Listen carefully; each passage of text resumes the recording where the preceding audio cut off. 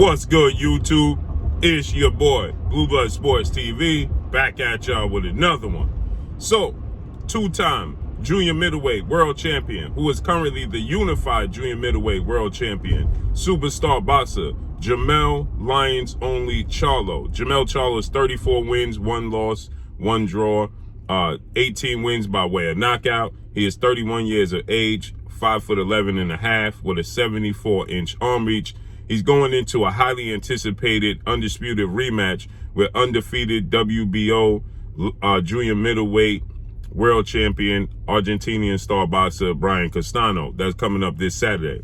With that said, obviously Jermell Charlo is fight week. Jermell Charlo has now, doing promotions. He held his media workout, in which Jermell Charlo was asked about the big fight that took place last Saturday with 4-division world champion, Mexican superstar boxer, who is currently the undisputed super middleweight world champion, the face of the sport of boxing, as many would consider him top 3 best pound-for-pound fighters in the world, if not the #1 best pound-for-pound fighter in the world, and Saul Canelo Alvarez, taking a shocking upset loss to WBA light heavyweight world champion Russian superstar boxer DMITRY BIVOL.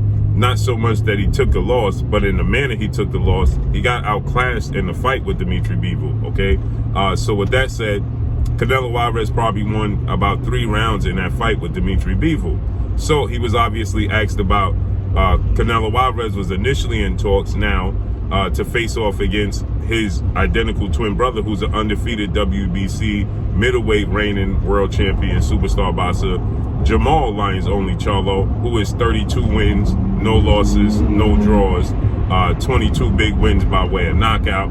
He is 6 feet tall with a 74-inch arm reach, and obviously they're the same age, okay? Initially, Canelo Alvarez was in talks to fight Jermell Charlo before he settled on fighting DMITRY BIVOL. So Jermell Charlo was asked about his chances, Jermall's chances. Do you like Jermell Charlo's chances even more than you did before in fighting and being able to beat Canelo Alvarez? And here's what Jermell Charlo, he had to say. I hate to say it, he commit a little bit of more training with like DJ. Get to the, goal money, just get more clutch. Ronnie Shields is great.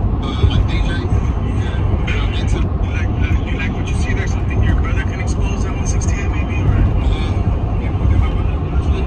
I hate to say it, he commit a little bit of more training with like DJ.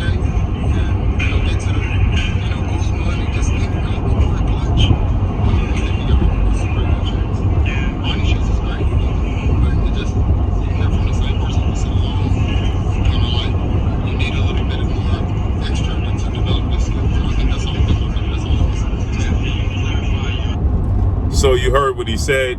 He said that he hate to say it, but his brother needs to, part ways from his longtime trainer, well-renowned Hall of Fame trainer in Ronnie Shields, we're working with well-renowned trainer of the year, who trains 2 unified world champions in Derrick James, DJ. So he was saying he needs to train more with DJ, because sometimes training with the same guy over and over again, he said Ronnie Shields is a great trainer, but sometimes training with the same guy over and over and over and hearing the same voice over and over and over again, it gets stale, right? So he said that he needs to get sharper. He also said that he needs to fight better opposition, he said that he needs to move up to 168. He said that he can't stay at 160, ain't nothing happening at 160.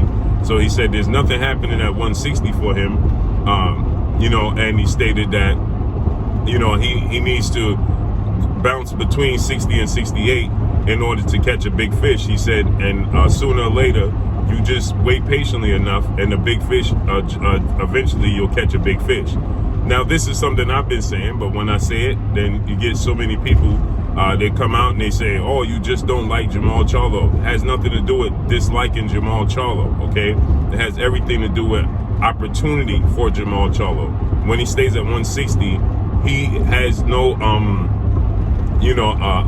big names there that are willing to take the fight with him. Okay, so essentially he's wasting his talent in his career. Okay, he has fought 3 world champions in his career.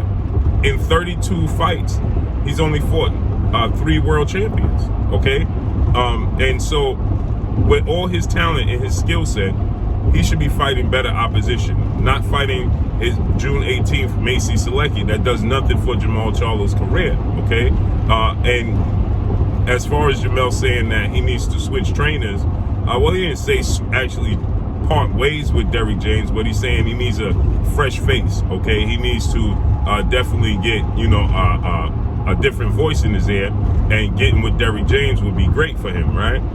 Which I find very, very interesting, because Jermell Charlo was also with Ronnie Shields, and he was considered the pure boxer, and Jermall was considered the thumper, the big puncher, right? And when Jermell Charlo parted ways with Ronnie Shields and he got with Derrick James, he became a more well-rounded fighter. Okay, it's no slight to Ronnie Shields, but it's abundantly clear he became a more well-rounded fighter. He was able to sit down on his punches. He got way more knockouts, okay, but he showed his versatility. He's able to knock fighters out, but at the same token, he's able to, box fighters, and allow the knockout come to him. He's not looking for the knockout, but the knockout seems to find him, more often than not, okay, at these times. So with that said, we saw footage of Derrick James training with Jermell Charlo, and it got when Errol Spence, his other unified world champion, who's the unified welterweight world champion, we saw when Errol Spence was training for Yordenis Ugas, we saw Jermell Charlo training with Derrick James, and it started to beg the question, is he training with Derrick James? So I personally asked Derrick James when I had him on the show, and he said no, he was just there, supporting Errol. And he asked to, shake out, hit the mids, train, show him a few things. Who knows? Maybe it was a test run, who knows, right? But, as far as him getting with Derrick James, I think that would be a great move, and like Jermell Charlo said, it would wake him up. It would give him a new voice. It would make him sharper, okay?